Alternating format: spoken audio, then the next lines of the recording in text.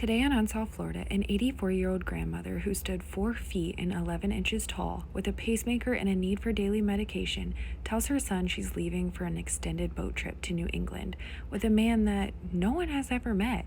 She packed her bags, walked out of her house, and sails into 26 years of silence.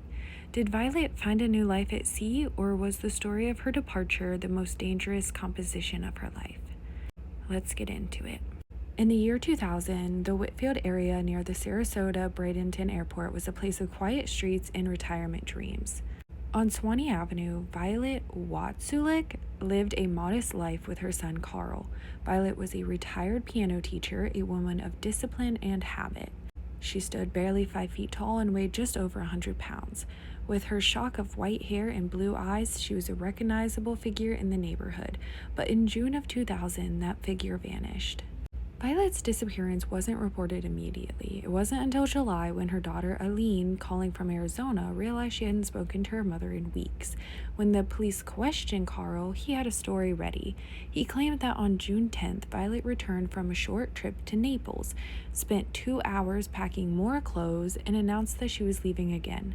This time, he said, she was going on a long-distance cruise from the east coast of Florida all the way to New England. Her companion? A man named David Richardson. Detectives hit a wall immediately. They looked for David Richardson. They checked boat registrations, slip rentals, and coastal sightings. They found nothing. No David. No boat, no evidence that this man ever existed outside of Carl's description. Even more troubling was Violet's health. She had a pacemaker. She required daily medication. So the idea of an 84-year-old woman embarking on a rugged multi-state sea voyage without her medical support system didn't sit right with investigators or her daughter. Eileen told police her mother never traveled without calling. Manatee County detectives didn't just take Carl's word for it. They brought in cadaver dogs. They searched the house on Swanee Avenue. They even scanned the backyard, looking for any sign that Violet never left the property. But the ground remained silent. Shortly after the investigation began, the house on Swanee Avenue was sold. The physical ties to Violet's life in Sarasota were severed. Today, she would be over 100 years old. While she is still officially listed as missing, the Manatee County Sheriff's Office has long suspected foul play. Was there really a David Richardson, or was he a ghost created to cover a darker truth? If you lived in the Whitfield area in the summer of 2000, or if you remember an elderly woman matching Violet's description near the Sarasota-Bradenton Airport, your memory could be the key.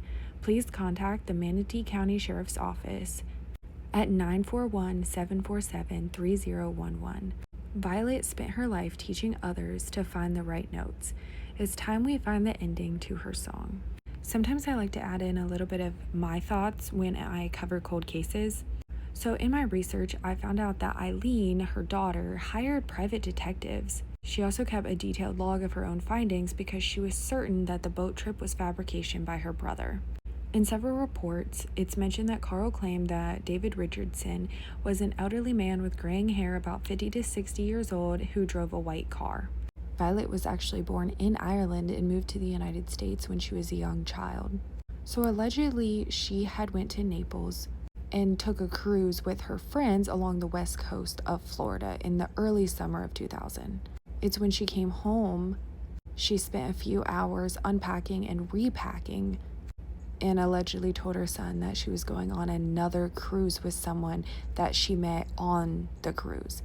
Whether this story is a fabrication or not, I feel like could easily be solved by talking to her friends that she went on the cruise with that was out of Naples. I do think it is odd that her daughter last spoke to her in March and then reported her missing in July.